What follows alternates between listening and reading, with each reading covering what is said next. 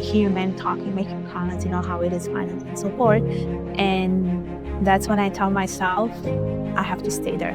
I should not get up and walk away. A lot of meetings that I go to, external meetings for my role, where I attend presentations, and often I'm the only woman at the table. So many women struggle with imposter syndrome, especially when you are the only one.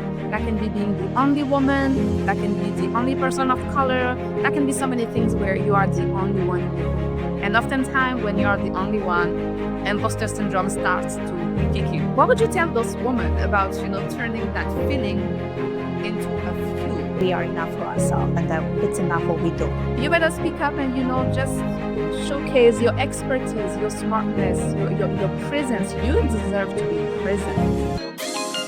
Hi, Urmi. Welcome to the Stand-Out Podcast. How are you doing? I'm good, and you? I'm doing wonderful. I'm always happy and all hyped when, I get to interview women leaders. So thank you for being here with us today. We are going to have a great conversation because your profile is quite interesting. You have built an incredible career in finance while wearing many hats. You are an author, a podcast host, you are a mentor. So you have built this leadership figure of yourself. But I have a question. I would like to know, who were you as a girl before all of this? I was simply no one before doing any of these things. I was just simply me, trying to probably figure out myself and understand what I wanted to do and wanted to be in life. And I think I was just following the conventional path of what a typical person does, studying, finishing a degree, starting a career. But I realized at some certain point in time that I wanted to do more for myself. And I wanted to do more for myself, but also for other people around me, especially women. And that's why you see all of these titles next to my name, all these things that I do related to the person that I am today. You said something, I think it's heartbreaking. You said I was no one. Nobody, no one. And I can relate to that. But also, I want to go a little bit deeper into that perspective because I feel like, especially in the era of social media, and for us millennial, are you a millennial or are you a Gen Z? No, I'm a millennial. But thank you for saying that. If I'm Gen Z, it means I look young enough to. Millennials look good. We know that. But I think we are the last generation, the lucky one, where we lived without social media. So we had like a life in real time, the real things. And then we had to evolve and adjust with social media. But I feel like nowadays, if you don't have a strong presence on social media, if you are not recognized through social media, you feel like you are no one. And I think it's heartbreaking. So when you said, I was no one, do you mean like you felt you were not seen? Maybe you were lost? Can you give us a little bit more perspective about your feelings? Yeah, I felt like I don't want to say I was lost. I think when it came to certain things, it was pretty clear. I think from an educational career point of view, it was clear. But I think I was more lost from a personal point of view, meaning that I didn't know what my mission was in life. I often tell this to a lot of my friends. I say it in other places too, that I felt there was a void in me that I wanted to fill, but I had to find a purpose and my reason for being, and I just didn't want to use my talent, my knowledge, just to go waste it like that. I wanted to be useful for the community. And it wasn't like to be there present in social media, but just to be present in people's lives through my time, through my knowledge, by being there for them. And so it was more from that sense, from that point of view, because I think I had a clear idea from a professional life, but I think personal wise, I was like, I'm not too sure how I can serve my purpose and how I can serve a community. And oftentimes we believe that the professional mission is the life mission. When actually you said it, there is the professional mission and there is the personal mission. And usually it's important to find your purpose because your purpose allows you to align both, right? But having only a professional mission, I feel it leaves you empty of something. It's a personal mission. Yeah, and I want to add further about that too, because I was reading an article about it where there was this person who was a teacher for so many years. I think all his life he was a teacher. And then came the time when he had to retire. And he was like, I don't know who I am anymore because I was just a teacher my whole life. And that's where I often think the two can be connected, and there is nothing wrong with that. But as it was in this case of this teacher, he was retiring and retired. And now it's like, okay, well, who am I without this title as a teacher? And I think it's important from a young age to start developing another identity, or develop your identity as a whole and not just depend on one thing only. That's very true. You describe yourself growing up as a third culture kid and all the challenges that go with it. Can you take us back to a moment when you first realized that you didn't quite fit in? Yes, I think it was mainly during my teenagehood that I felt I did not quite fit in, because when I was a kid, I didn't understand much and I was like, yeah, I will figure it out eventually. And I wasn't questioning too much about my life. But let me tell you this, when I was a child, I encountered many different things. I was born in Italy and both of my parents are from Bangladesh. And I lived my whole life in Italy. And of course, I'm seeing things done in a different way compared to what was done at home. So there was a lot of conflict between the two cultures. And also one thing at home, there was another thing outside. Like my parents were super strict with me. They would tell me things such as, okay, you are a girl. You're not supposed to be like being out at a certain time. You have to come home early. Things that were probably like not normal for my Italian friends, because my Italian friends, they would hang out at each other's place. They would do like pajama parties, where I was not allowed to do even that, even though it was just with girls. I remember also like the way I was dressing up, like my parents always wanted me to wear like not Western clothes, but Desi clothes when I was going out. Whereas, all of my friends were wearing Western clothes. So even that, I was like, but why am I supposed to be wearing like not Western clothes? The things that I was eating was also different. I was always told do not eat outside because, there is pork everywhere, so be careful about that. So me, I grew up with this like question marks.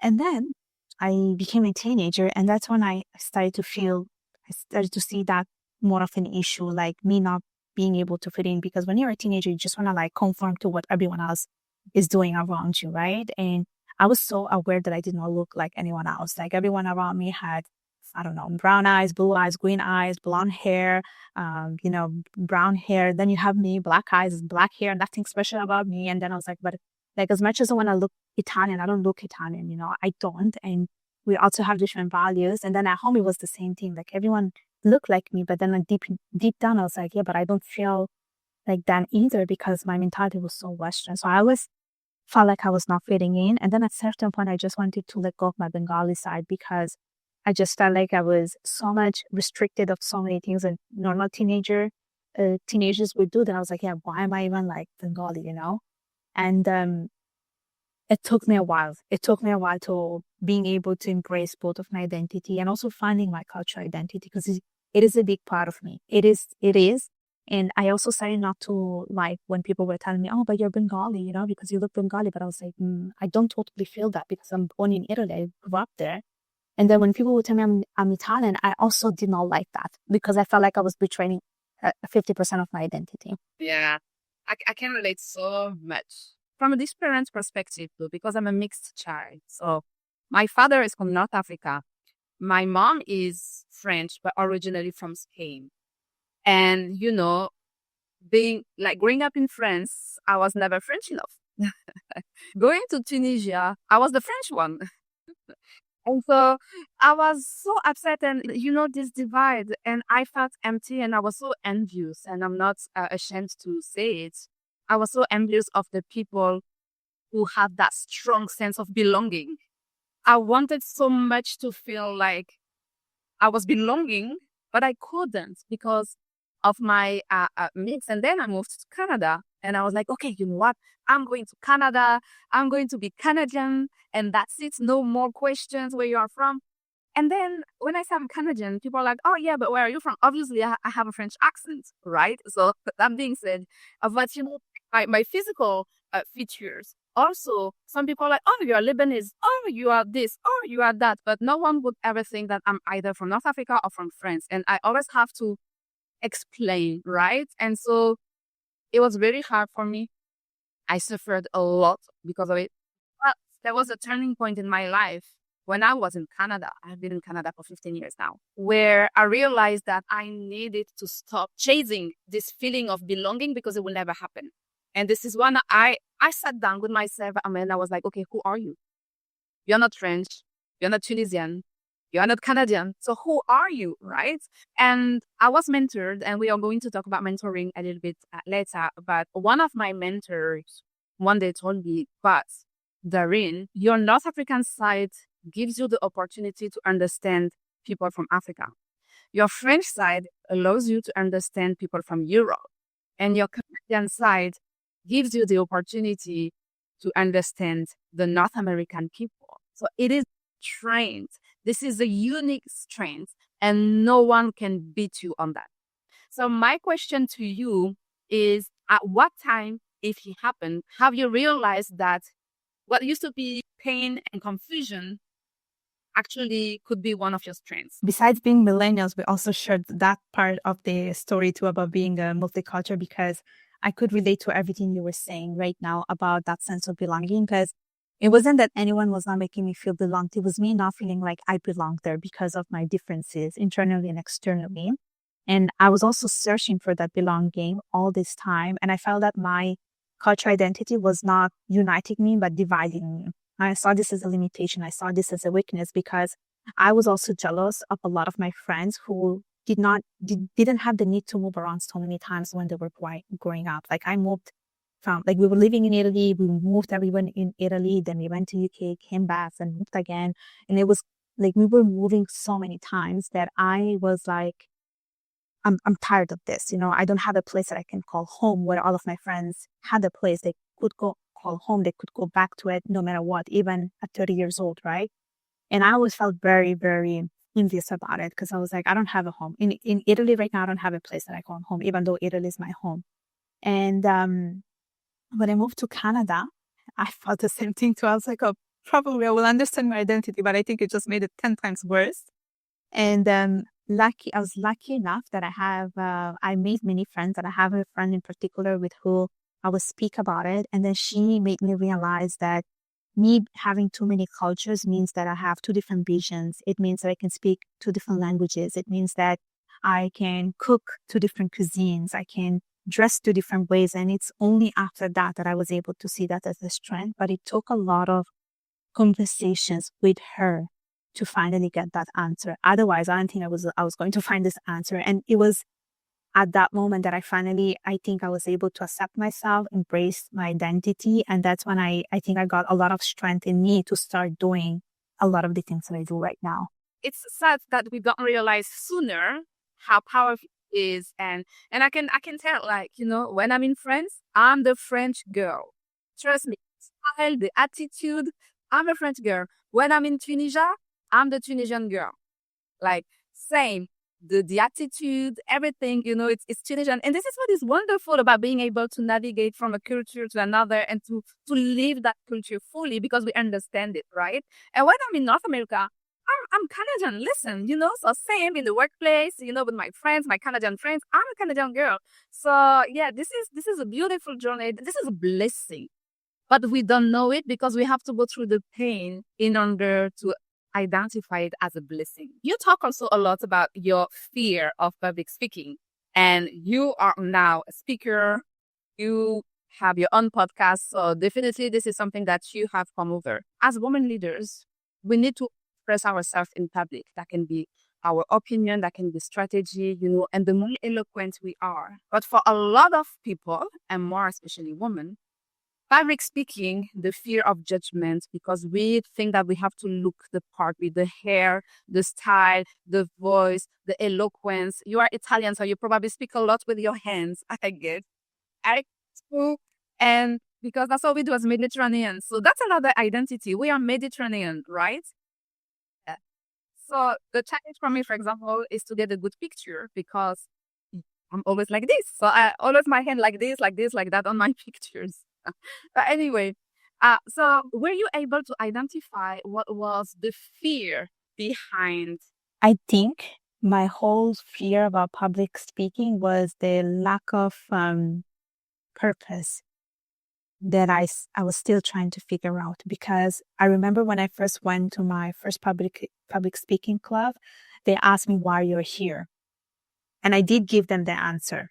I told them why I'm there, which was to either deliver a TEDx or to become a professor. This is what I told them. And it was only at that moment that I knew why I was there. And that became my why. And it still is my why.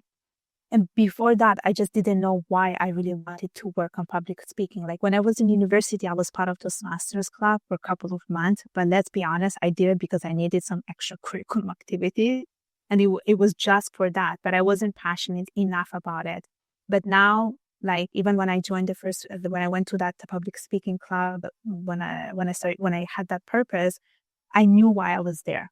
I knew it. And even though I was scared to be there, I was scared to death, honestly. I was like, I'm going to die on stage. That's what I told to myself.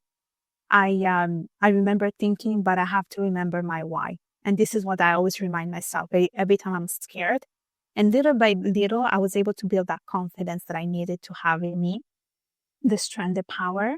And let me tell you this, it doesn't get perfect. I'm still scared each time, but I also get a sense of excitement. So I started to see fear as more like an opportunity for me to prove myself and also see this as an excitement. So now I just go around and speak, even though I might do mistakes. I might not be perfect, but I remind myself, we're just humans. And sometimes other humans want to see humans going through the same thing as other people. So that's the way I approach it now. When did you realize that you needed to stop playing small in order to achieve your purpose?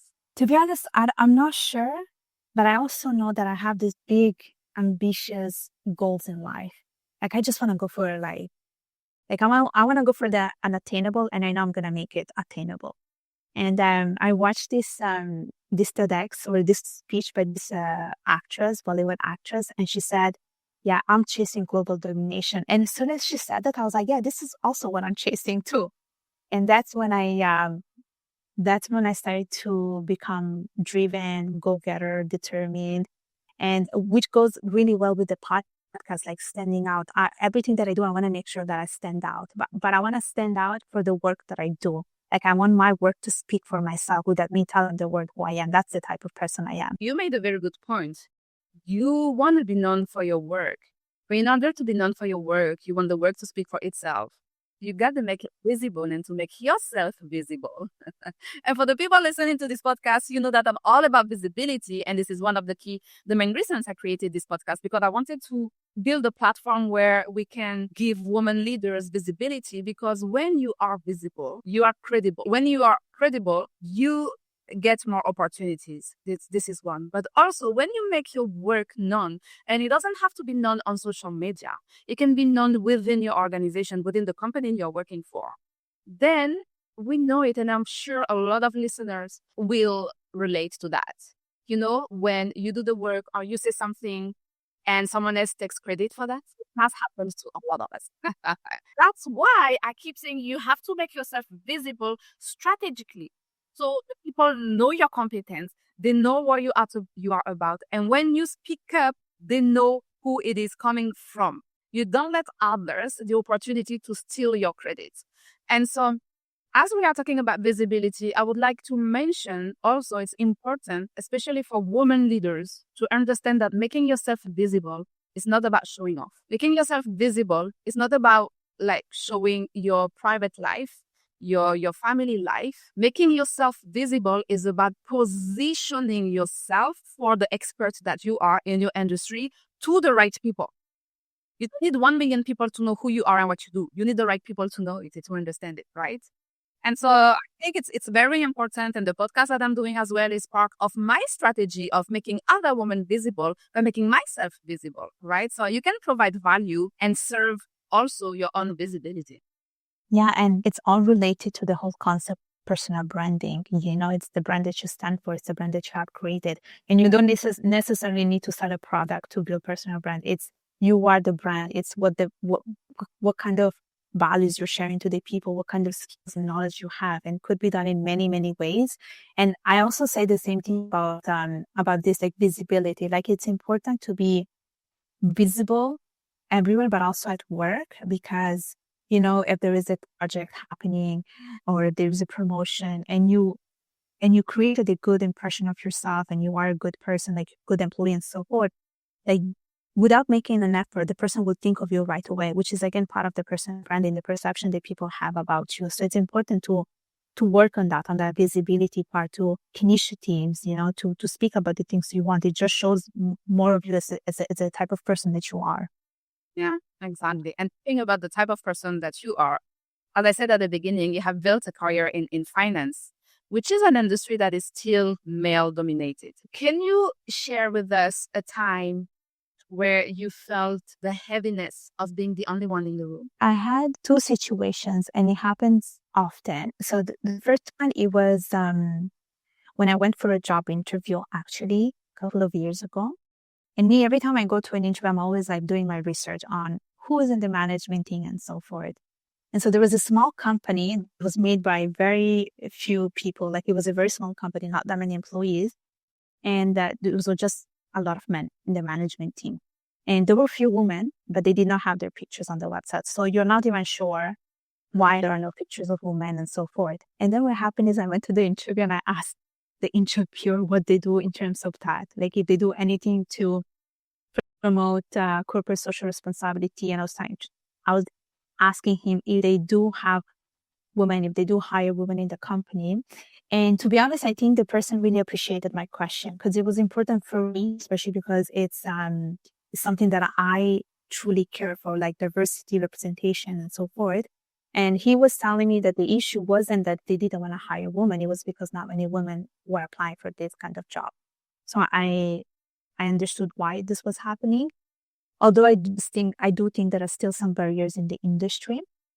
And then the second thing is related to a lot of meetings that I go to, external meetings for my role, where I attend presentations, and often I'm the only woman at the table. I'm the only woman at the table. I'm very self-conscious about it, very much. And I hear men talking, making comments, how it is finance and so forth. And that's when I tell myself, I have to stay there. I should not get up and walk away. I just have to stay there and make myself heard by other people. So those are the two situations where I felt like women were not so represented, and still are not in many cases. What do those moments teach you about leadership? That we have a long way to go. Well, listen, we are here, we are pushing doors, and we are making it happen. I like the fact that you said, when I'm the only woman at the table, I'm very self-conscious that I have to stay at the table and I have to speak up because I need to make myself heard. So many women listening struggle with imposter syndrome, especially, in those situations when you are the only one. That can be being the only woman, that can be the only person of color, that can be so many things where you are the only one in the room. And oftentimes when you are the only one, imposter syndrome starts to kick in, right? What would you tell those women about, turning that feeling into a fuel? Okay, there's this one thing that I do, and I also learned it by attending a conference where they were talking about it, and they talk about the power of reframing. So basically, they talk about if you're thinking something negatively, to turn that thought into something positive. So, for instance, like, I don't think I should be here. You can tell yourself, I deserve to be here. I work hard to be here. So turning that negative thought to something positive. And usually, when you do that, you start rewiring your brain to think that as well. And the other thing they also taught us was about documenting all your accomplishments. So every time you feel like I don't deserve to be there, to just like make a list of everything that you have accomplished, and to use that as a way to remind yourself about the work that you have done so far. Okay, it's normal. I think as a woman, I think we're just conditioned to think that way, that we're not good enough, unfortunately. Sometimes from cultural reason, society reason, that's the way we are raised, where we just feel like we're never enough. But it's also up to us to tell us that we are enough for ourselves, and that it's enough what we do. We cannot make everyone happy. As long as we choose ourselves and we choose our own happiness, we're good to go. I would add to that no matter what you do, what you think, and the way you do it, people will have an opinion about it. So you better do you, be you, be proud of it. Because if you hold yourself back, people will have an opinion about it. So you better speak up and, just showcase your expertise, your smartness, your presence. You deserve to be present.